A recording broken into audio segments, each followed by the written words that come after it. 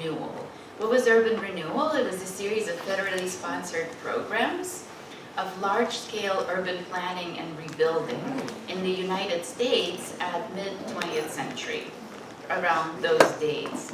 So they were spurred on by a series of laws passed in the by the US Congress. The first one was the 1941 Title I of the Housing Act of the US Congress. And basically what it allowed was for very large outlays of money to be directed to municipalities across the country in order to rebuild, upgrade, revitalize, renew cities that were understood to be in decline, socially, economically, physically, in every possible way. I'm not going to get into why right now, but that's how it was. So this was followed up by several other acts that kind of tweaked the program, but the gist of it stayed the same. The federal government was giving a bunch of money to cities to rebuild. So this program was parallel to, and in many ways intertwined in complicated ways, with another program of large-scale building of roads and highways all across the country. This was going on since the beginning of the 20th century, and sort of in piecemeal fashion. And in 1956, the Federal Aid Highway Act consolidated that program at the federal level and also put a lot of money, put the federal government in jurisdiction of the whole thing, and also put large sums of money to complete that program. So at the end of it, we had 41,000 miles of highways that all together go to compose the interstate highway system in the US. Here's the map of the interstate highway system. Today there's even more mileage in that, but just imagine the vast majority of that was built at mid-century in a fairly short period of time. And at the same time, $13 billion in federal grants went to over 1,200 cities for what was called urban renewal, for these large-scale rebuilding projects. So this is the story in the country as a whole. It so happens that New London also experienced a little part of this bigger process was happening here in New London too. From starting around in 1941, New London started rebuilding what is today the Gold Star Memorial Bridge. And first they built one span and then they added another one. By the mid-70s, the two-span bridge to Groton was completed. This bridge was hooked up to the interstate highway system, to what is today I-95, and you can't miss it if you've ever driven to campus or around the city anywhere, because it's right smack in the middle. But also at the same time, from about 51 to 79, there were several phases of what was called urban renewal. So large-scale rebuilding and replanning in the city, across the city. So myself, some of my colleagues, and 26 students are focusing this semester on researching this part of the story that touches on New London. We are building a publicly accessible, eventually, website that's going to tell this story and also map out the process of rebuilding and highway construction. And we should be launching it in May, so stay tuned. So how was New London affected? Well, the answer is pretty dramatically. Here's the aerial of the city back in 1934. See? And there it is in 1970, pretty dramatically. Those highways are just like bisecting the city. So to situate you a little bit, Con is just in the upper sort of, if you go up top, up north of this map, you'll see Connecticut College. And the train station is right here. So today, that looks pretty much the same. So the impact of this very short, compressed period of time in the history of the city is pretty dramatic and continues even into today. So we are focusing on this one area just south of the college and below the highway that was called the Winthrop Urban Renewal Plan. So in connection with this project, we're inviting several experts to come and help us think through how to research the history of this program and how to kind of visualize it in the context of a website, in the context of public and digital humanities. Francesca Ammon is our speaker for today, and her bio is missing.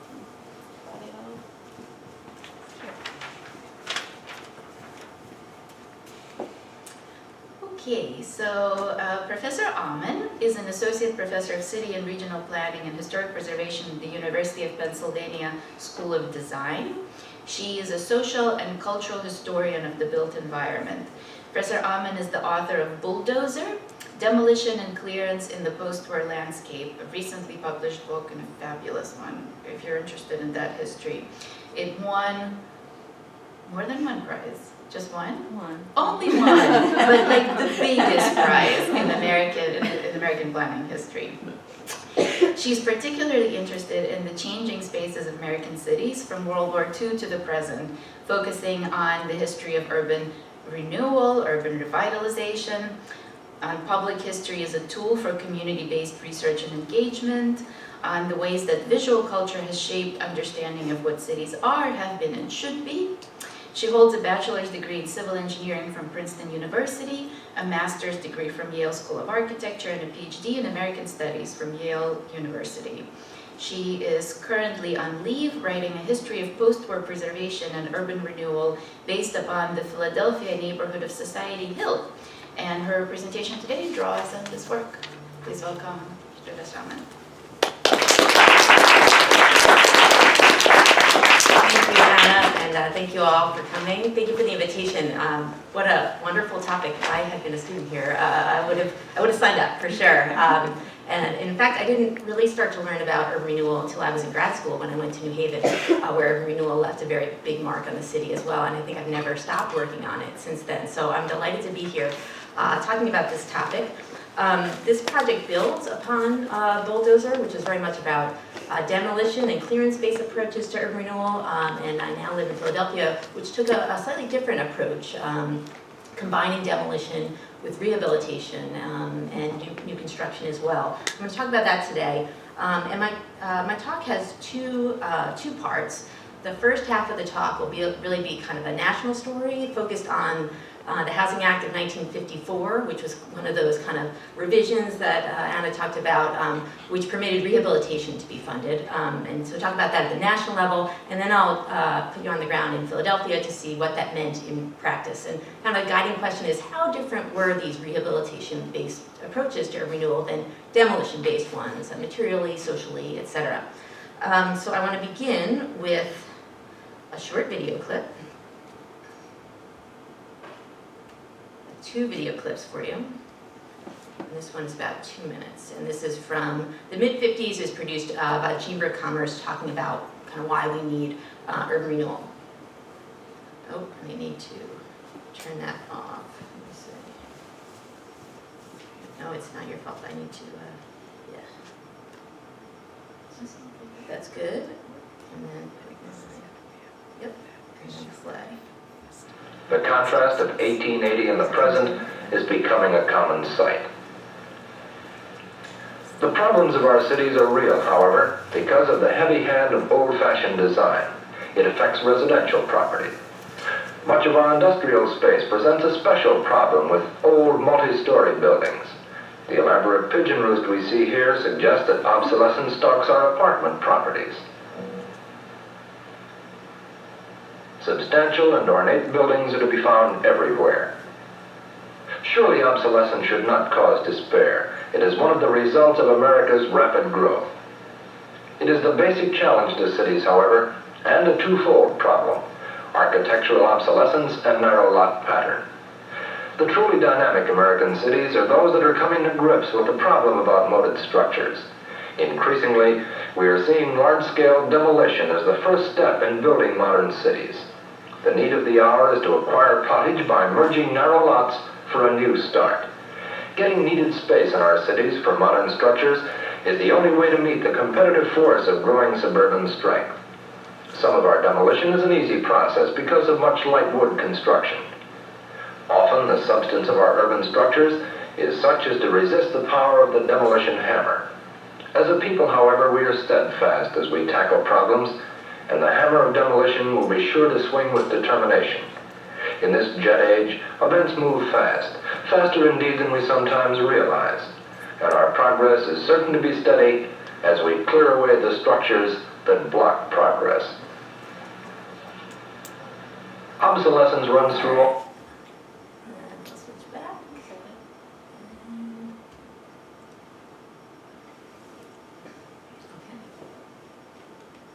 Okay. So I think I could have shown you more of that, but I think in those 2 minutes you get the sense about why modernization, in the words of the narrator, required demolition, clearing away the old. There was no room for the old. That was kind of the opposite of what the new cities needed. And that's an idea well associated with Robert Moses in New York and others, and it made its way into children's books, which I read about a little bit in Bulldozer, like this one called The Affable, Amiable Bulldozer Man. Look how happy he is. He got a building from 1880 on the ground. It's great, right? So this is the ethos, that demolition on its own is progress, no matter what we even build in its place. And indeed, if you look at the census of housing about demolished housing units, the 1960s, that period that was really the moment when urban renewal was executed, is a peak period not only for the number of housing units that were demolished, but the percentage as well. And we still demolish buildings today, but that was a moment when nationwide, because in large part of the 2/3 funding by the federal government, cities across the country, hundreds of cities across the country, turned to urban renewal to renew their physical fabric and their social fabric as well.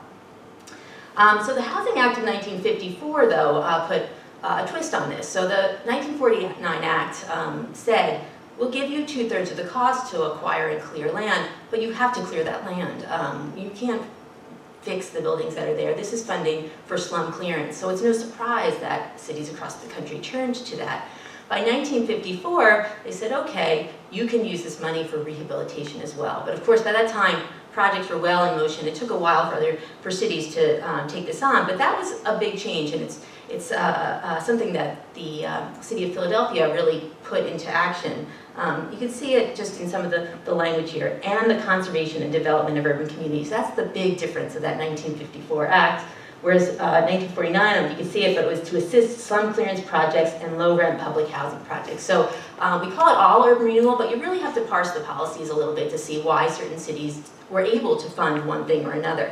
And cities, of course, wanted to tear things down for a long time, but they didn't have the funds to do it in many cases. In some cases they did, until urban renewal came along and gave that handout. So there are many reasons why rehabilitation would have appealed to cities. As demolition projects got underway, they had some challenges. They produced a lot of rubble that was increasingly difficult to dispose of. Once sites were cleared, they often sat empty for a long time. Sometimes they served as parking lots, sometimes they were just empty and rubble strewn. That didn't look like progress so much, so maybe rehabilitation would be a different way forward.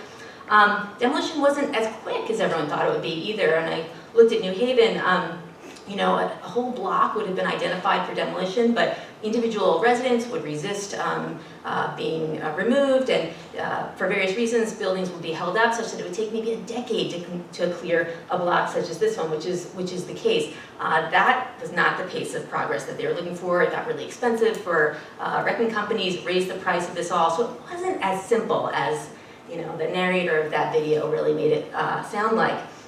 And then, as I said, you get these empty parking lots sitting there for a long time, at best.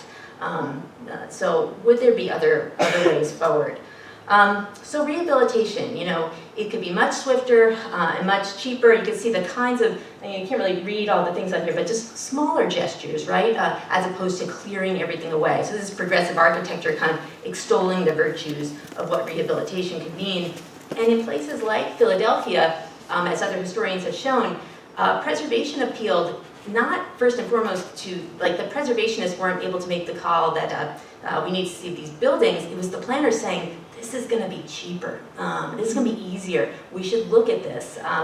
So we have to keep that in mind about what was driving people's move one way or another. So here you see Dick Lee, who was mayor of New Haven.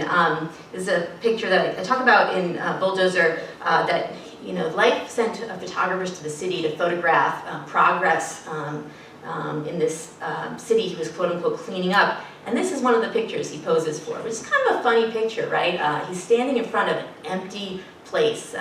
This is kind of the clean slate, right, where new construction would occur.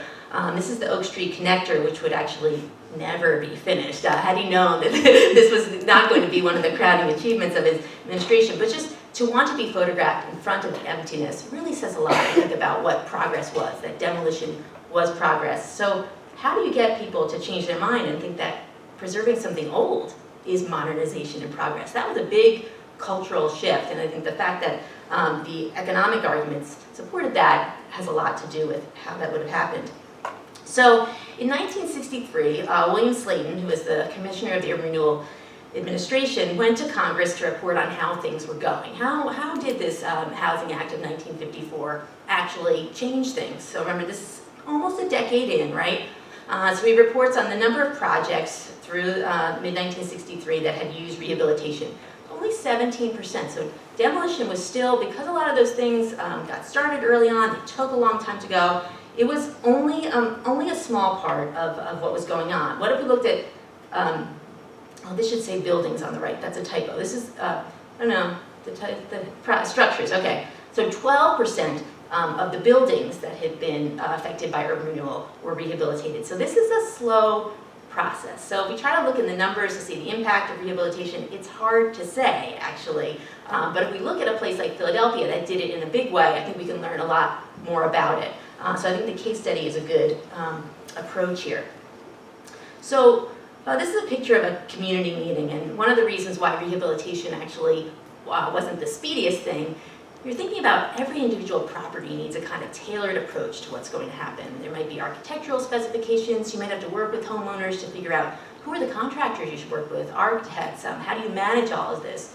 Whereas in a clearance project, you bring in a big developer, they would bring in their architect. There was kind of a large space covered by a smaller series of actors. So this slowed it down a little bit. The other challenge to urban renewal, not just that hands-on, small-scale approach, was how to fund it. Where are people, individual homeowners, going to get the money to do this rehabilitation work? And that's where the federal government came in with something called Section 220 mortgage insurance. And it was hard, we all know from the history of redlining, it was hard to get money for mortgages, to get loans in places that were deemed risky investments by banks. So the idea here was that the assessments would look to the future. If this area was in an urban renewal project boundary, then we can assume that it's going to get better in the future, and we can assume the risk is lower. Don't look at the quality of the buildings right now, look to that future. So that's kind of making it possible for these loans to occur. And when they occur, they're going to be bigger than they could have been before and require smaller down payments. So this was supposed to get over the economic hurdle of making this Housing Act practical. All well and good, and Slayton talked about somebody in New Haven, when he went to Congress, somebody in New Haven who even managed to reduce his monthly housing costs thanks to investing in rehabilitation and using this loan, a big success story. He called it the miracle of urban renewal. But when I went through the papers, the archives in Philadelphia, there were lots of challenges with actually getting this funding. What you find is people were assessing what did this 220 funding mean. People weren't looking past what the physical fabric was. They were still finding certain neighborhoods not worthy of loans being made.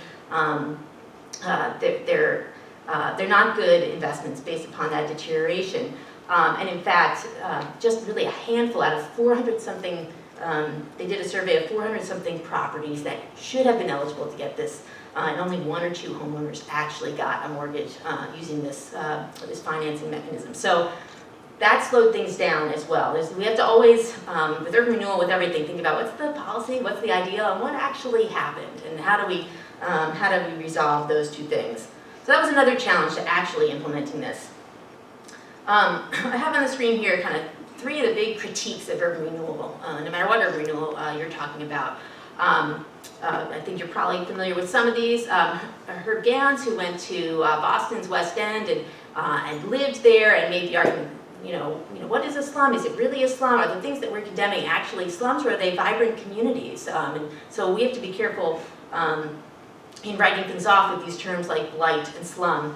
Jane Jacobs, obviously, who critiqued the loss of the life of the street, the smaller scale in the community. And then on the right, the more economic argument saying urban renewal didn't deliver what it said economically. So for all these reasons, people critiqued urban renewal. And another criticism, which one of you talked about in your project, invoking the quote by James Baldwin, was displacement. That urban renewal displaced large numbers of people, that those burdens were borne disproportionately by minorities, African Americans, and that this was a big problem. So might rehabilitation have offered a solution to that? If we weren't knocking down people's homes, if we're asking them to rehabilitate them, could that have been a way kind of around this? And so I wanted to look at that as well. Here's an image from Southwest Washington, D.C. of a relocation expert who is speaking with the homeowner, trying to figure out what her needs for her family would be and whether there would be suitable housing available for her. If you weren't necessarily displacing people, you would have to find new housing for them too, so that could have been a benefit. So as some of you know who are looking into this, there are records of how many families were displaced by urban renewal. They woefully undercount, I believe, what actually happened, because you have lots of people who leave before they start counting what happened. And some people, even in the process, don't get counted as well. But they give us a sense for what was going on, and they do show this disproportionate burden on people of color. So if we look at that, and we look over time, given the impact of this Housing Act of 1954 and rehabilitation, we should see some improvement in terms of displacement. So I went to the kind of aggregate numbers to look at that. And in 1955, so this is before the Housing Act of 54 would have really had any impact, one family was displaced for the urban renewal of 1.24 housing units. By 5 years later, per 1.38 housing units. So you had to have more housing units affected to displace one family. So that's a little improvement. And by 1966, half decade later, 1.5. So we see a little bit of improvement. We see some diminishment of relocation. It didn't get rid of that as a problem, and that was the case in Society Hill. A lot of people were still displaced, but there was some improvement in that regard. There are a lot of terms that get thrown around here: rehabilitation, restoration, conservation, and these are some images that the federal government used to try to educate people about what they meant by all these things. On the one hand, we could think of it as a facelift. It was very much about what did these buildings look like from the street, and what impact did that have on the feeling of the neighborhood. And in fact, in Philadelphia and many other places, most of the specifications about what had to be rehabilitated were about fixing up those facades. You could kind of do whatever you wanted in the backyard, interior. It wasn't about making historic interiors, although some people were into that and did that. But it's very much about putting new paint, shutters, windows, etc. If you did do things, this is an image of inside, which wouldn't necessarily be about making something historic, but it would be what level of, what standard of improvement would you be establishing? Just getting things up to code, that's kind of rehabilitation. Conservation is the kind of more souped up, better version. So there are different levels. And when you look at restoration projects that are really more the higher end, those tended to be more affluent neighborhoods. They were targeting affluent residents. You look at the lower level rehabilitation, that could be even more effective in keeping people in place because you weren't requiring vast investments. What happened in Society Hill was bigger investments, and which is why you have more displacement. So as this is going on, the government's talking about this, and Providence, Rhode Island, you've probably heard of, not so far from here, that they, in their College Hill neighborhood, were one of really the pioneers. They got urban renewal funding to test out this notion of using restoration in your urban renewal project, and published this plan in 1959, kind of showing a little bit about how they did it. And that's the same year that Philadelphia publishes its plan for what it's going to do, after Providence has already done some of the work. So that's important to be understood as a precursor. Another important government document in advancing this cause of really restoration-based urban renewal is this one from 1963 called Historic Preservation Through Urban Renewal. It gave little case studies of 14 cities, neighborhoods really, that were using this approach, really actively advocating that other cities should think about this. So I'll walk you through a few of those to say, well, what were people doing who were put into the act? into practice in a restoration kind of context. This is a project in York, Pennsylvania. It's very small, 0.4 of an acre. So you guys are studying, you know, you can put these things into perspective. You're studying a site. This is a really small project. It saved 2 buildings from the Revolutionary War. So this is a really kind of curatorial approach of what buildings kind of matter and which would be torn away. And so the creation of the parking lot in order to visit these buildings, that was the site of lots of other buildings too. So more got destroyed than was saved. Here in Portsmouth, New Hampshire, so bigger one, 9.5 acres, 12 buildings were saved, but 60 were removed. So you see this kind of trend of it's certainly more is being saved than in a demolition approach, but we're not necessarily trying to save everything. It's thinking about what would be the most worthwhile to save. Mobile, Alabama, they proposed to save 10 buildings across 6 blocks while clearing 2/3 of the area for public use. And they actually, as you have had here in New London, they put some houses on wheels and tried to bring the historic buildings to this area to create a kind of museum. Again, this curatorial approach. When you look at most of the projects that are featured in this publication, one thing you notice is that demographically, most of the locations where preservation was pursued, they're largely white, 90% white, in fact. And that's another one of these trends about where was preservation having its biggest inroads. And I think preservation has struggled for people to think that it is kind of only for the affluent. And that was the case in a lot of these projects, although, of course, I think we've done some good work about dispelling that myth, but these projects certainly push it another way. There was one project that was an exception to that. This is Southwest Washington, D.C., a really big project, 590 acres, a whole quadrant of the city. They demolished 99% of the buildings in Southwest Washington, so it was a clearance project. But they featured it in this manual about cities that were using preservation because they saved about 6 buildings, so that's kind of funny to me in a way. Yes, that's good, but this really was a clearance project. Now this was an African-American neighborhood by and large, 70% African-American, but they only saved that handful of buildings. There were 2 cities that were doing this more restoration-based urban renewal in a big way, and they were New Haven and Philadelphia. And when William Slayton testified to Congress, he called these 2 out in particular. I'm not going to talk to you about New Haven today, but you have a chance to go down and see Worcester Square yourself. It's not that far if you'd like to see that. I'm going to talk about Society Hill, which was technically called Washington Square East on the planning documents. And turn to this question of, okay, what did preservation-based renewal actually mean, and how similar or different was it? So those of you who were in the class this morning will see some similar slides just to introduce you to this place. Society Hill is on the eastern edge of Center City in Philadelphia. It's one of the oldest neighborhoods in the city because settlement was along the river to begin with.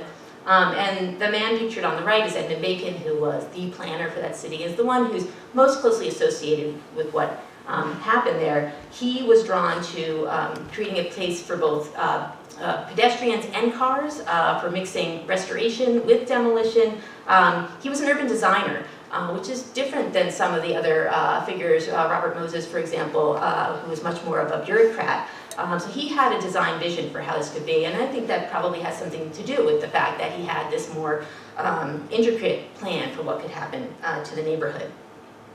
As I also told the students earlier, Society Hill was named for the Free Society of Traders, which was this English business group that had settled in the area when Philadelphia was established. Their name was kind of brought back to rechristen the neighborhood as a real estate trick, as we do right now, renaming hip areas to attract people to come there. That's the same thing that was going on there. And this is a neighborhood that had been through a lot of changes. You had wealthy mansions of the wealthy early on, and then buildings got crowded around those. If you know Philadelphia, it's a very dense city. The original idea was to have buildings with some space around them. You don't find much of that in Center City. And over time, those big buildings got cut up into apartments, into rooming houses, creating what the city saw as an opportunity to get a higher economic use out of this place. If we could replace these populations with wealthier populations, indeed draw people back from the suburbs, perhaps, families, this would be an economic boom to the city. Even the mayor at the time, Richardson Dilworth, moved to Society Hill to show his investment in this, that he was willing to move there, and others should be too. There was a big marketing effort around this to get people to decide to do that. Here's a map from 1934, which is not one of the Holk redlining maps, but in the spirit of that, where areas of Philadelphia were graded based on their riskiness, and those grades, as we know, had a lot to do with the populations that were living there. And by the coloring, if you can see it, the pink red, that's African Americans, and the blue is Jewish residents. And so let's step away from here. This is more industrial and commercial largely. Much of the residential was down here, which is why there's no colors up top. W.E.B. Du Bois, if you're familiar with his survey of the 7th Ward, the eastern edge of that is right at the corner of Society Hill. So that was a big swath of African American settlement. The demographics of Society Hill, though, about 20% African American when urban renewal began, largely Eastern European Jewish population. So not your typical urban renewal in that it was not majority African American, but it was majority minority in terms of who the powerful people were in the city. These were not powerful populations, they were working class, and they were relatively easily displaced by these plans. So what were the plans? As I mentioned earlier, there are two phases to urban renewal in Society Hill. One of them looks a lot like the Housing Act of '49, and one of them looks more like 54. They started with the tried and true clearance-based approach in Unit 1, where all the hatched, shaded areas were demolished. So there's a lot of demolition in Part 1, and in fact, if we tally up all the buildings, I think more buildings are actually demolished in Society Hill than are saved, but that's still better than what places were doing. What did they demolish? The real centerpiece was this Dock Street Market that was located in the upper right portion of the neighborhood. Just to go back for a second. That's Dock Street, that curved street, one of the rare curved streets in Center City, Philadelphia. And the market was established right around there. That had made sense when the river was a more active river and there were train tracks delivering goods. By the 50s, this was a tricky location for trucks and interstates to access. And there was a big movement to push this out of that location and move it to somewhere that would be well located for Interstate 95, which was coming through Philadelphia also at this time. Not coincidentally, the people who operated a lot of these food stalls were Eastern Europeans, a variety of working class, lower income populations who frequented the bars and social halls of the Society Hill neighborhood, lived in some of these chopped up buildings that were apartments. And so the thought was, if we got rid of this industry that was a hub for the kinds of activities we don't want to have in this neighborhood anymore, that will start to draw the people away. So that's why this was really the place where urban renewal started. Here's some images of the clearance and then of the Society Hill towers that were built there. So your classic tower in the park urban renewal story. But that's not what I'm mainly here to talk to you about. I'm here to talk to you about the mixture of clearance with restoration that really made Philadelphia a different story. So different that Edmund Bacon ends up on the cover of Time magazine, and the city celebrated for their Philadelphia Cure approach to urban renewal, which described in a magazine as clearing cities with penicillin, not surgery. So these really kind of surgical strikes. This building here, this couple of buildings here, we're gonna restore here. We're gonna tailor the solutions, and this is going to be a different way, not the bulldozer approach to urban renewal. And that's this marriage. I like this photo, and this is why I submitted it for this, because it shows the combination of there's still that clearance and new construction, the high rise, but that's not the main story they want to tell. They want to talk about the preservation of buildings, which is happening there in the foreground. Okay, so this map, which is hard to read from your seats, but my point in showing it is it's a map from 1942, which shows the real intermixture of uses that characterize Society Hill and so many cities. at mid-century. And what I mean by that is you'd have housing atop a store. This was really common. You'd have light industrial, some in heavier industrial, side by side with a church and an apartment building. Everything was mixed. And at this moment, as cities were trying to modernize and compete with suburbs where you did not have this mixing, right? You had your residential subdivision, you had your shopping mall, everything was separated out. That suburbanization of uses was brought back into the city. And so that's what planners were really trying to do here. Fix the zoning, really. And in the process, that would displace people too. So they wanted to undo this great mixing that was going on here. So the planners set out, and they began with a visual survey. And the red lines on here show the areas that they took photographs of, and then they would number them. If they had GIS, they would have done this in GIS, but they didn't have that then. And so they had these wonderful cards. They're about 12 inches by 12 inches, taped on, you know, the map and hand-drawn where the photo was actually taken. And you see these surveys, seemingly objective, right? They're just surveying the streets, but they don't take photos of everything. There are only certain things get photographed. Sometimes there's a block and they just show the map. They don't have any photos at all, leading me to wonder, what are your thoughts about that? What don't we need to know about what was there? And how does that translate into the plan? But this was the survey that they conducted. And if you go through the photos, you certainly find a lot of scenes like this, these kinds of uses and features that they were trying to eradicate from the neighborhood. Storefronts mixed with housing. That was a terrible thing. Mixed use, which we love now, obviously, right? But mixed use was not something that planners wanted in the city at the time. Fire escapes visible on the street also had to be removed. Even just the presence of the automobile. They wanted a place for the automobile. They wanted parking garages, underground, tucked away parking lots, but they certainly didn't want them right on prime locations in the street. Laundry hung out to dry. If you know the work of Jacob Reese, and he photographed the tenements of the Lower East Side. He had a lot of photographs of laundry, and there's a long tradition of laundry, really. People who do their laundry are not the people you want in your neighborhood, right?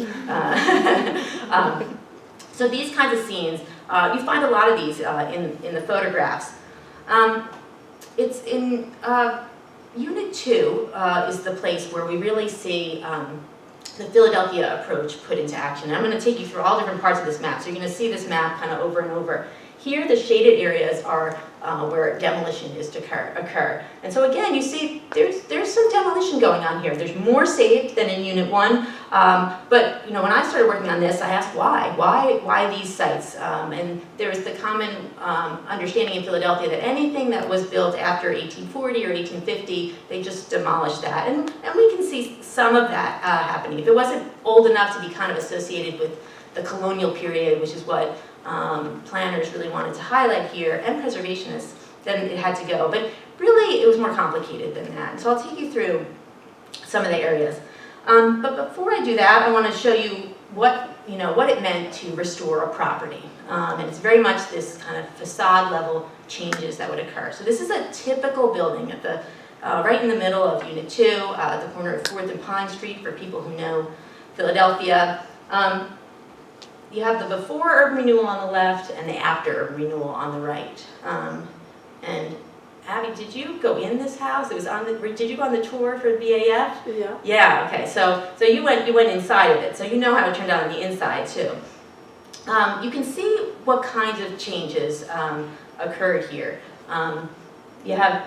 It's hard to see in the images, but.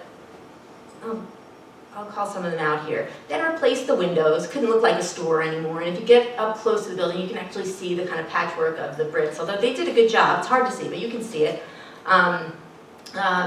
They added shutters, they repaired the cornice, they changed the steps to make it more residential too. They added streets. There's a lot of things they did to change the facade. So it wasn't as though they just fixed up the parts that were there. They replaced things, right? The windows had totally changed over time to create a building that was more reflective of when it was built. And so how did they know how to make it look that way? Well, this is a drawing by the architect who was hired by the homeowner, C.J. Moore.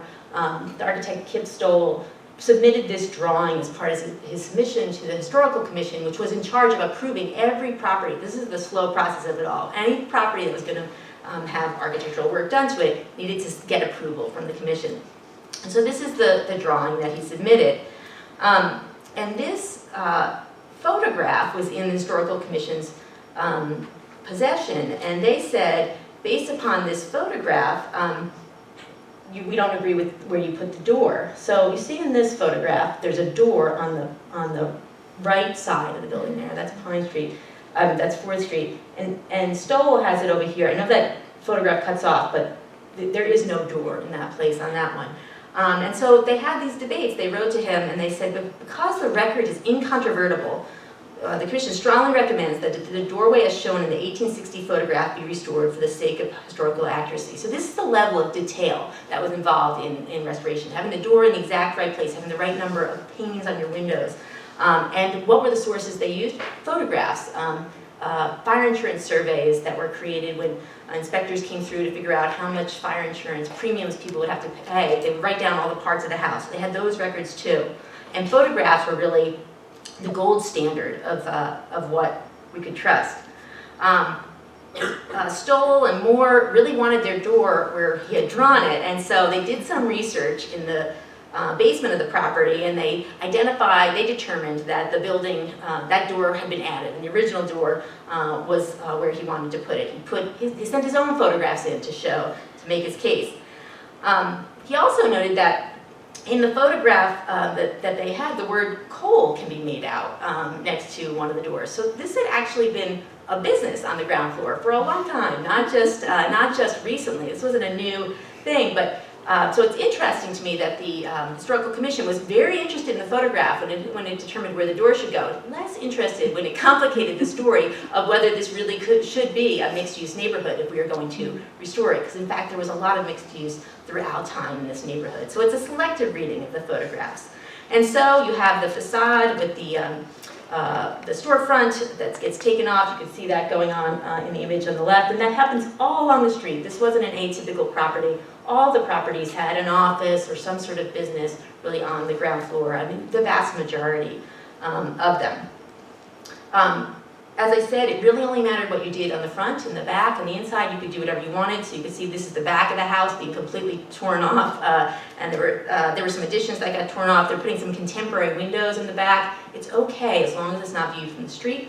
And there's C.J. Moore, the property owner, standing inside his house. So you could tell there's not a lot of restoration going on there, although some people did do that. But this is what the inside of the building winds up looking like. So we can argue that there's actually quite a bit of destruction that even goes into the restoration process. So I want to just, trouble the idea that they're polar opposites, because they're not. There's quite a lot of removal and destruction and replacement that happens in this version of restoration as well. And so if we go down the block, you can see the same kind of transformation happening. This is the same site going from mixed use to single use residential. I want to talk about a couple other properties that were more complicated.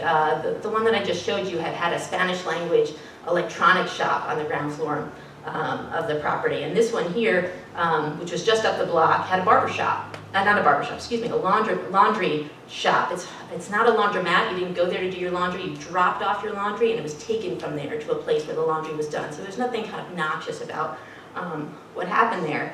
And the owner of it was a man named Harry Altman. And he had run this business for more than 25 years on that site. He lived upstairs from it. So when businesses would get displaced from the neighborhood, that would displace people too, because they weren't going to stay living there. Their business had been taken away. And there was a public hearing where 7 business owners petitioned the city asking to please be able to keep their business in Society Hill. There were about 60 businesses in Unit 2. 7 of them wanted to stay. And they made their case, and the redevelopment authority, the planners, said no. We cannot have any exceptions. Interestingly, preservationists, including one who lived just a few doors down, a man named Charles Peterson, were all in favor of keeping this. Altman, the laundry owner, had said, I'll change the facade, I'll make it look differently. And and the planners said, no, we can't kind of taint the neighborhood. We have to give the overall feel, and if we make an exception, that will ruin the whole thing. But it wasn't a preservation conflict necessarily. It was much more of a planning, use conflict that removed a lot of these businesses. So here you can see the transformation that occurred. You can see much more nicely in this image, that patch job, right? When the commercial aspect of the building gets taken out. And here is a Google Street View of what it looks like essentially today. So I want to let you hear from some of these people who were displaced, and from Altman himself. I'm going to, my second and last video clip will show this kind of debate over what should we do about commercial spaces within the residential area.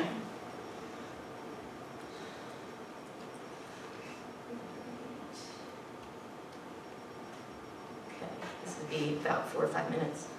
The Commission felt that 6 houses should be demolished to provide adequate off-street parking. And to guarantee the neighborhood's residential character, they wanted 7 neighborhood stores to relocate in a convenient shopping center. And if you think Americans haven't got a voice in city planning, just listen. My pop came here 50 years ago, and I was born in this building 44 years ago. I was married out of this building. I raised 3 children from this building. After a person like myself spends 44 years of my life in one house, to have someone come over and to deprive me of my right to earn a living down here, I don't size things up like this. I don't think it's fair treatment. The whole idea of the plan is so important to the whole city of Philadelphia that it is worth it, in the whole, to have a few people inconvenienced in order to bring alive and to revitalize a whole city. Everything in this neighborhood is changed to the best, and I think it's going to turn out to be one of the nicest cities in the country. We were first married 10 years ago, and we started out a small business in this block for the last 10 years. And then we've been trying to buy this house by working very hard, and we have 3 children. The children are very used to this neighborhood. They are attending schools, and we would love to stay here, not to give up our home, which we had to get it in a very hard way. Benjamin Franklin lived in Society Hill, and he had his little cooking shop underneath where he lived. And I don't think the neighbors then complained of having a printing shop next door to them. I think it's wonderful to have all the shops near you, especially when you're an old lady like me. I can't be running away to shopping centers 6 blocks away on rainy days, and they won't deliver and they won't give service. I hate shopping centers and I hate supermarkets. Housewife's dream today is for a centralized shopping center where she can go in 2 hours, complete all her shopping for the week and forget about it. As it is now, in Society Hill, one place there's a grocery store, another place a laundry, another place a vegetable store, another place a bakery, and by the time you get done going 2 blocks here and 3 blocks there and 2 blocks the other way, it can take you at least 5 hours and a good pair of legs to do all your shopping. Well, I'm very much in favor of the plan. My family and I have staked everything on it. We came down here about 2 years ago, 2.5 years ago, because we were just married and we didn't have the money to afford a decent home out in the suburbs, I guess, but we were able to pick up an old place down here for about $7,000. It was a tenement, pretty run down, but basically a fine building. I sometimes say that the only 2 things I know of that are improving in this world are my baby daughter and the area I live in. First of all, I have my whole life invested in this neighborhood. Business was left to me when my dad died. I had to support my mother, sister, brother. In 1948, I finally was able to buy this building where I'm at, and I struggled very hard to pay the mortgage on it. And finally, in '58, I was through with the mortgage. And I felt a little more secure. I've been working all my life for that, to try to make my middle-aged years a little more secure than what I had before. I chose to live in Society Hill above any place in the world because of its great convenience, because of the wonderful neighborhood stores. And Harry Altman, I think, renders a great public service. He not only cleans my clothes beautifully, does all my laundry, washes sheets and underwear, everything, washes things beautifully. And he's just a pickup, you know, they go on to other places. But he cashes checks for me. If I say my heels are run down, where's the cobbler's? Then I'll take it to the cobbler's for you. Or I run out of bread and he loans me a loaf of bread. Or it's just anything. He's a magnificent neighbor, and I'm very proud to have him for a next-door neighbor. And then the Society Hill area. So just a flavor for the complicated nature of this, right? The sense of community that comes from these mixtures of uses, and then the kind of rational arguments on both sides about what this neighborhood could be. And these battles really strike a chord, but the community is not successful in stopping some of these changes. And so what are they going to do about commercial uses? Well, they do build this supermarket that woman didn't want. And that's another one of these big swaths of destruction from the map. So this is 1 block over from where Altman was. And these are the buildings that were there. And some of these are later period, or at least their facades are later periods. But this whole area gets torn down. This is one side I'm showing you. The other side gets a small strip mall too. And they build what was first an AMP, then a Super Fresh, now an Acme, a parking lot and this supermarket there. And so, as you can see, there's not a lot of room for relocating businesses. And a typical story of urban renewal is that businesses that were displaced largely went out of business. They would be pushed to other neighborhoods. And if you were a local concern, that was the end of your clientele. And so this supermarket, there were lots of people actually who wrote to the planning department protesting this. They didn't want a big supermarket in their neighborhood, but it was deemed that if they were going to get rid of all the commercial, they needed to have something. As a side note, recently a developer came in and wanted to tear down the supermarket, and all the neighbors said, we want to keep the supermarket. So they would have been shocked to know that there was this big resistance to it coming in, because the new developer wanted to put in a small little thing, which is what I think some people would have wanted back in the 60s. So the supermarket is one of the things that drives some of the demolition. These pockets here caught my eye as well. The isolated buildings are both churches. One's a Presbyterian church, one's an Episcopal church, there's a Catholic church that's not shown on here. There are many religious institutions in the neighborhood. You can see all the properties kind of on the block of each of those churches are slated for demolition. So there were institutional partners really in urban renewal, institutions that were neighborhood anchors. The redevelopment authority offered them this land at a good price, but they would be demolishing the buildings. So that was another justification for demolition, not because anything was necessarily wrong with those properties. Just to take you through what they were proposing, this is how one illustrative site plan of what the blocks would become. So parking and a new building that might be a school or a community center, depending upon the particular property. If we look at just one of them, which was Old Pine, the institution on the left, this is the block of buildings that was going to be torn down. And this is the block of houses that were behind there. All of this would be torn down to create this, which is a community center.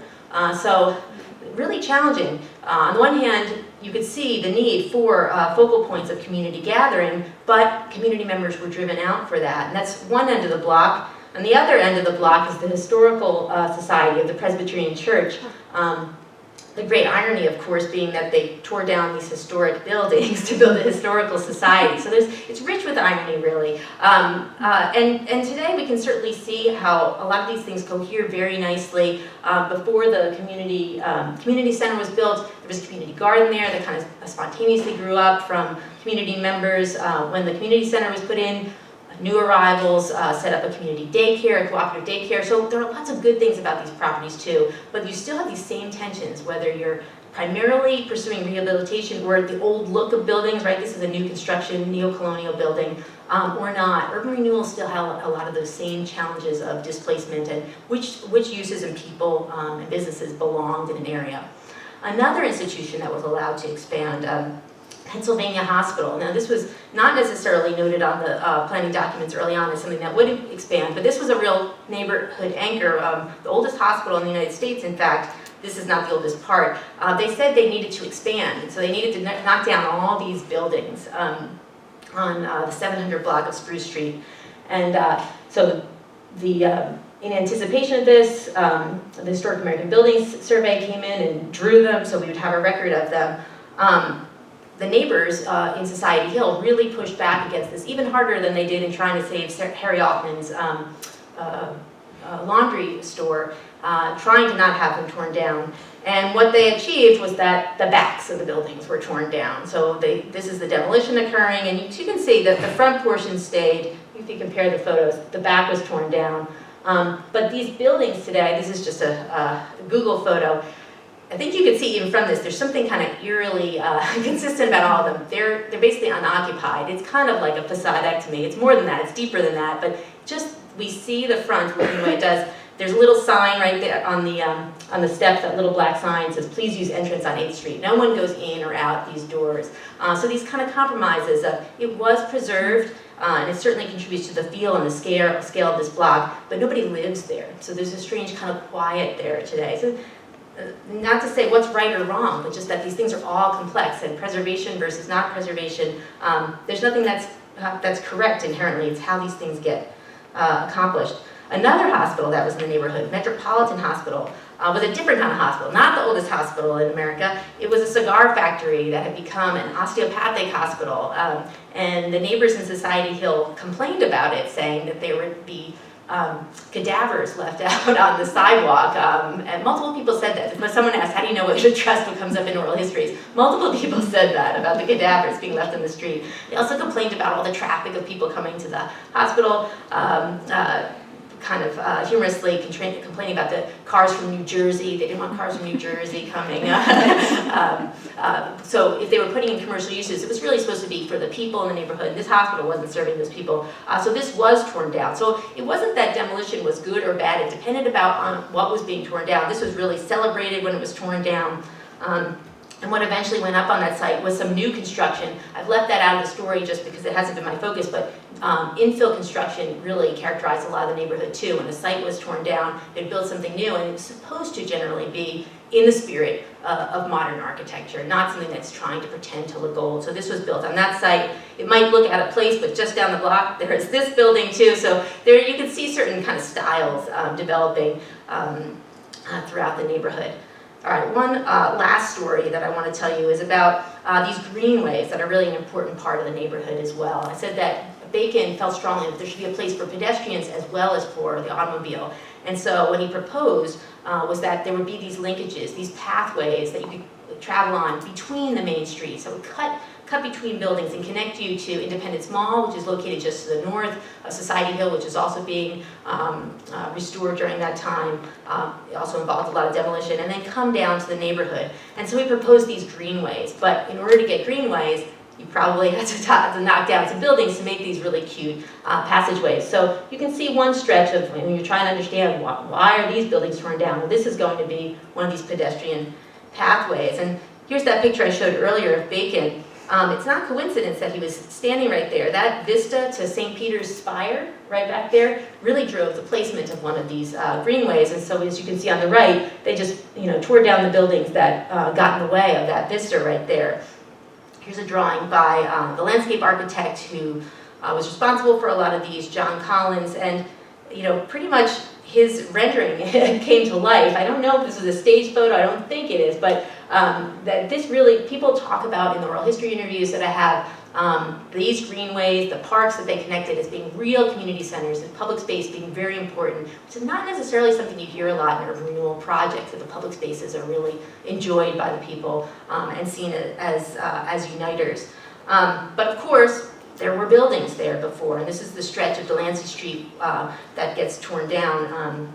To make that, 2 of the buildings were historically certified, and there were always people trying to defend those, but they were all the buildings that were homes to people. And there was one resident whose oral history I have, her name was Carol Avakov. Her family was a Polish-American family. They lived on Pine Street, and I'll just help you read this.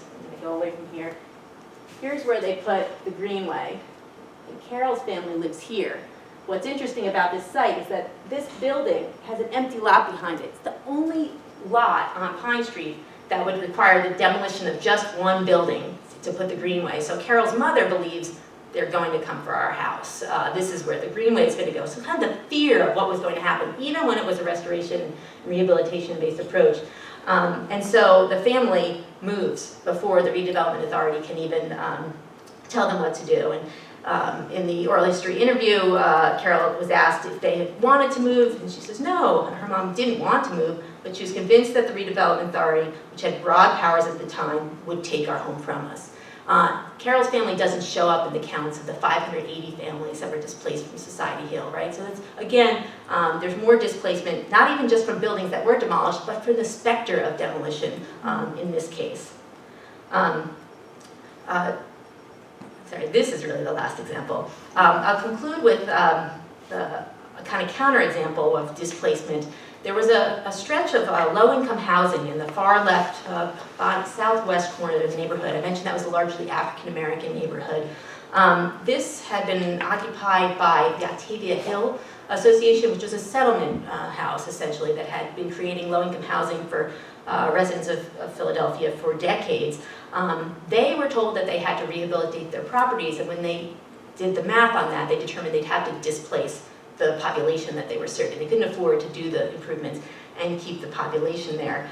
Here are the houses that were there. And you notice these are not grayed out. These were not supposed to be demolished. So the plans versus what happens is often quite different. What happened was those buildings weren't torn down, they were restored, but through an alliance that formed between families that lived there, largely African American, and the new residents of Society Hill, they managed to build some new housing with the neighborhood for this low-income population. So it's a mixed success story because these residents were allowed to stay. It took them years to fight in court to get the right because not everyone wanted low-income housing built in the neighborhood, but there was this piece of the story, but it's a small piece. And it's not preservation either. And so there was a debate about that as well. So just another example of kind of the tensions that were inherent in this larger process. So what happened to Society Hill? I kind of gave you the physical story. What were the numbers population-wise? It was a changed community at the end. I said we can't trust necessarily the displacement records, but we can trust the census for what happened, who was there before and who was there at the end. You see the population went down quite a bit as apartment houses were turned into single-family residential. The relatively small population of African Americans got even smaller as a result of urban renewal. And the population that came in was much wealthier, much more educated, much more prone to be owner-occupants of these townhouses rather than renters, and the housing value skyrocketed. And those are, these kinds of transformations are typical of urban renewal projects, whether it's demolition or restoration. So socioeconomically, not so different, although you walk the streets, and it looks quite different than those towers in the park. So that's where I want to stop. I'd be happy to answer any other questions about this. There's a whole lot more about the new residents and the community that they created there as well, and who are very interested in preserving the mixed history of this neighborhood. But I really just close on this image to say, don't just believe your eyes, that something that looks old is old, and that it's always looked that way, and that there's probably a social story that goes alongside that physical story as well. Thank you.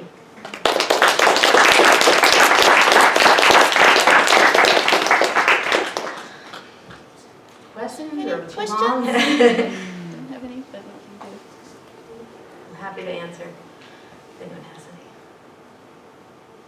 Yeah, Abby.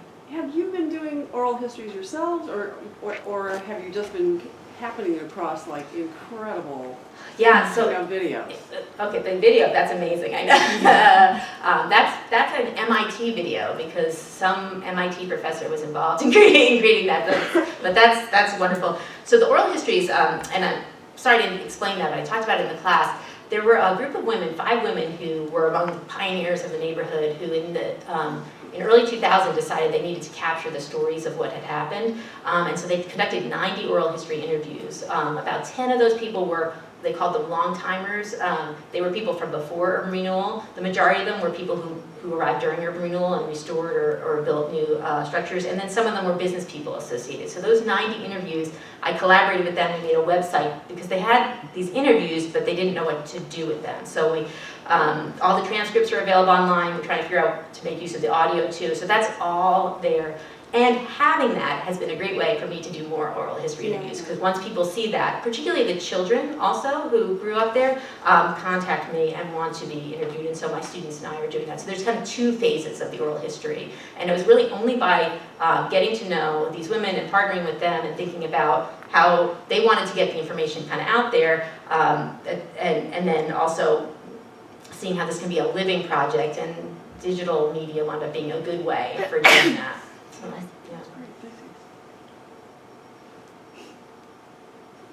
Yeah. Sort of a technical question about oral histories. I've conducted a few oral histories with people who were displaced in New London's urban renewal era, and transcribed them, and I haven't put any of them up on a website yet because I'm uncertain about the quality of my transcription, and I really wrestle with whether to use people's exact speech patterns or when to edit, and I wondered how you dealt with that. Yeah, we got rid of a lot of the, ums and things like that, and there are some places where we couldn't tell what they were saying, and those are blanks. So it was kind of the best that we could do, but we do hope to make the audio available too, so then people could kind of puzzle over it themselves. But yeah. Do you lightly edit people's grammar? In fact, I had one person ask me to.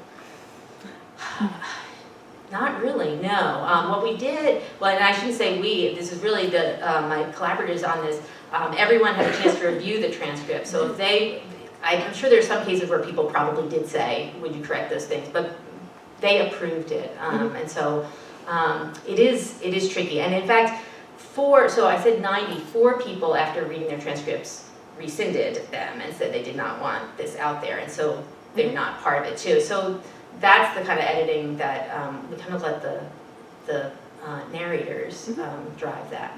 Yeah. Thanks. Yeah. Thank you, Francesca. That was a great presentation. I have two questions for you.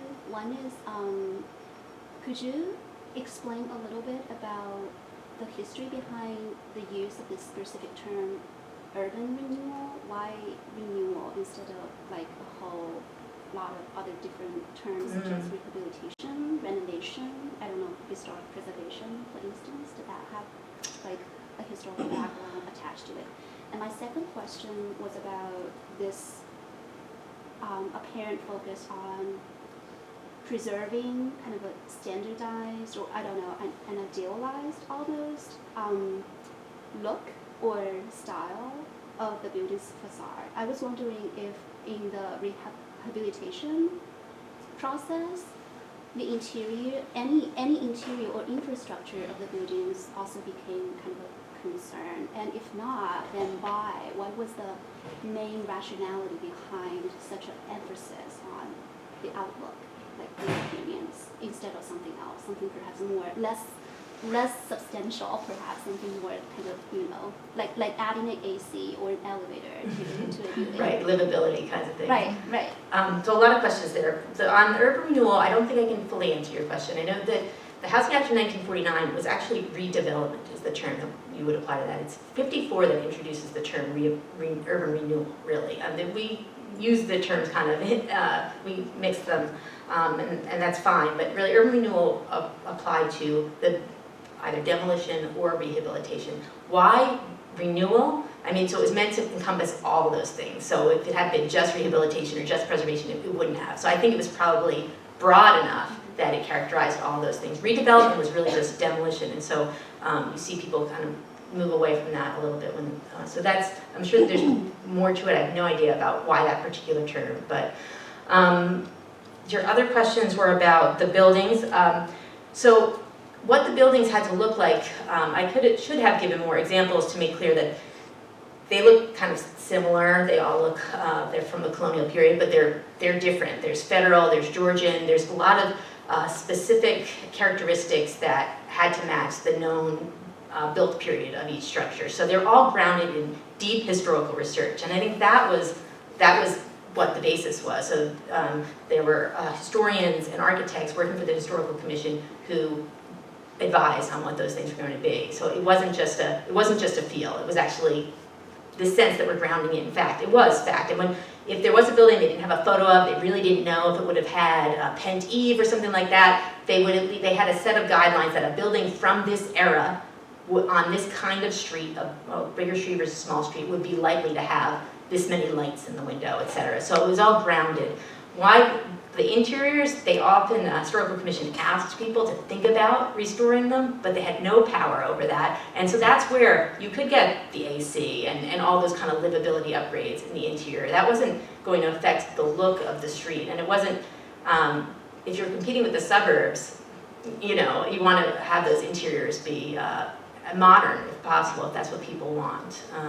But yeah, so why wouldn't they want to require elevators and things like that? It was actually a lot of young families moving in, so I'm not sure that elevators would have even been the goal. As I was saying to someone, older populations were meant to kind of age in place in the community by moving to the towers afterwards. So there was like different uses for people at different moments in time. And I think you had a lot of questions, so I hope I hit on some of them. There's one more hand in the back, maybe. Yeah. I was just wondering about what actually happens to those people that get displaced from the neighborhood where they live or where urban renewal is carried out. I'm currently reading Planet of Slums by Mike Davis. I don't know if you read the book. It's a pretty revolutionary book. He actually states that 76% of urban dwellers, people who live in the cities, live in slums. This is worldwide statistics, which it just blows my mind every time I wrap my head around this statistic. And well, I'm currently writing a paper on why slums essentially don't exist in Western countries when they're they're like the most salient, prominent form of urban living in, say, countries of the third world, like urban south. I'm from the third world, so I can say that. I was just wondering, I'm just thinking of it in terms of the social infrastructure available to these people when they get displaced, and also other things, whatever you have to say about the topic. So on displacement, those, you won't be surprised to know that there were not great requirements about keeping track of where people went. That wasn't, so some cities have better records on that. Philadelphia has terrible records on that. So I can't tell you exactly where these people went. I can tell you in general where they probably went. Public housing was going up at this time. There was funding embedded in the Housing Act of 1949 to fund public housing. So a lot of people who were displaced were going into these public housing projects, towers largely that are being constructed. But there's not enough of those units for all the people that are being displaced. So there's a requirement in urban renewal that you have to at least identify affordable housing for every person who's going to be displaced. They don't necessarily move there because it's not convenient to their family, their church, their job, etc. Or they may not consider it affordable also. But you have to, the planners had to identify that did exist. A lot of people really got lost and they found their own housing, and so we don't know. For Philadelphia, other cities have kept better track. Washington, D.C. I've done some research on and in what they saw there for that Southwest project, and people were scattered all over the place. A portion went to public housing, but if your family was too large, or if you just weren't high enough on the list, you had to go somewhere else. So communities were broken apart by and large. And then just the point about slums, I mean, I think the informality that we see in a lot of global South countries and things like that, we have some very strict zoning and housing codes that make it challenging for some of these, for that sort of thing to happen. Regulations are different here, right? But not everywhere. But you could see how zoning, going back to 1916 when it was first implemented, really left a significant mark on our cities. You still, Richard Harris has written a wonderful book about informal housing, self-built housing in Canada, and it's a story that characterizes the United States too. You still see the scale. So it still exists, but you don't see the scale that you have in these other places. And it has to do with level of population as well, too, right? What was the success of the public housing that was erected for displaced people? London has a horrible record with the public housing that was created for the low-income family displacements. It's a very similar story. I was, in talking with the students, I was surprised to hear that some of the towers are still standing here. They're barely standing. They're to be torn down. Exactly. In Philadelphia, I think one of the last towers that was built at the same time was just put on the market for a developer to buy and tear down. So almost all of them have been torn down, and they've been replaced a lot with Hope 6 type projects and you know, on lower scale. So the success was the typical story that most of that public housing wasn't a long-term solution. It's the classic story, really. Yeah. Yeah. So the speaker last Monday, Elihu Rubin, closed by making this observation that, you know, so we think of cities as a combination of physical structures like buildings and streets and social structures like communities. And frequently when we talk about the effects of urban renewal, we sort of focus on physical, because the social, as you pointed out, is so difficult to ascertain, and in many ways it's much more nuanced, in many cases ambivalent. And he also pointed out that, all right, let me just backtrack for a second. So in the beginning of the protests against urban renewal, it seems like they really focused on the preservation of the physical structures and how destructive destroying historic structures would have been. And so, but now we frequently talk about the destruction of communities, right? And what Elihu pointed out was that the same might in fact have happened if you had let things be. And a perfect example of that is the most sort of famous one of the West Village, which Jane Jacobs protested the demolition of successfully, and precisely because it was preserved, and then the values and the attitudes changed, then we started valuing living in these kinds of historic, physically historic streets and buildings. Gentrification came shortly thereafter and continues, and so the community that the West Villagers that Jane Jacobs treasured so much ended up being cleared out of that neighborhood, not through the federal bulldozer, but through just like these processes of economic change. So it's more of a comment than a question, but I don't know if I mean, that's true. And so you could say, oh, urban renewal, they, you know, at least got help finding new housing, they got moving expenses, and et cetera. So was that better in certain ways? I mean, having not experienced this, there does seem to be a violence to the abrupt rupture of the destruction of community in the urban renewal period. Is that better or worse? I don't know. But everything, I mean, people talk about in Society Hill, December 26th, 1959 was the day that a lot of people got their eviction notices, and just, and they felt that to be particularly cruel, you know, and so is it better or is it worse? I think the fact that, I think also that people thought, at least early on, that urban renewal, it's a housing act, it's improving housing for everyone, that people would get, the benefits would be distributed, and that there wasn't that, actually, which is how, you know, in my work on New Haven, people cheering when the buildings are coming down, and people voting in Mayor Lee over and over, everyone's so excited that they're going to benefit as well, and over time you start to realize, oh, the benefits are really unevenly distributed. So there's something about, I think, the kind of bait and switch of urban renewal that feels particularly violent too. But again, I think you'd have to talk to people who have experienced some of these things, so I think his point is right. But to have the government do it to you and under the guise of everybody's getting better housing and so fast, there's a reason why it's not done exactly the same way today, having learned from that. But, yeah. Well, there was just an article in the paper again about the need for affordable housing, and also bemoaning the fact that the affordable housing always seems to congregate in the city of London and not get spread out to the surrounding areas. And so, of course, anyone who is in a lower income bracket can't find housing in the outskirts. And even if they could find housing, frequently they do not have a car, there is no reliable, frequent transportation to get them from Waterford, East Line, wherever, into where they work. Right. So how do you get more affordable housing in a city that has no place to go? I don't know the answer to that. 6 square miles. Right. And if you can find an empty lot somewhere, you better grab it fast. Right. Yeah, I mean, housing continues, right? This was a major investment by the federal government in trying to fix housing. We don't even invest in the same way anymore, right? So, and this investment didn't solve the problem. I think a lot of local places are trying different things, and these ground-up solutions maybe are more promising, more tailored to the particulars of the place.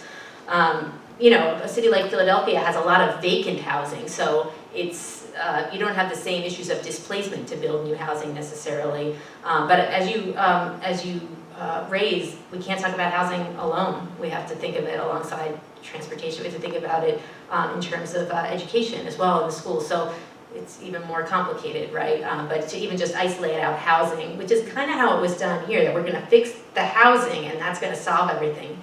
No, you know, not at all, for lots of reasons. But you couldn't even attract people sometimes because just a nice apartment downtown wasn't, you know, it needed to be the full package. That's why the suburbs continued to grow, because they're offering different things out there, different schools, the car gave you the access, and this is different economic groups too. But I think housing alone can't be solved in isolation.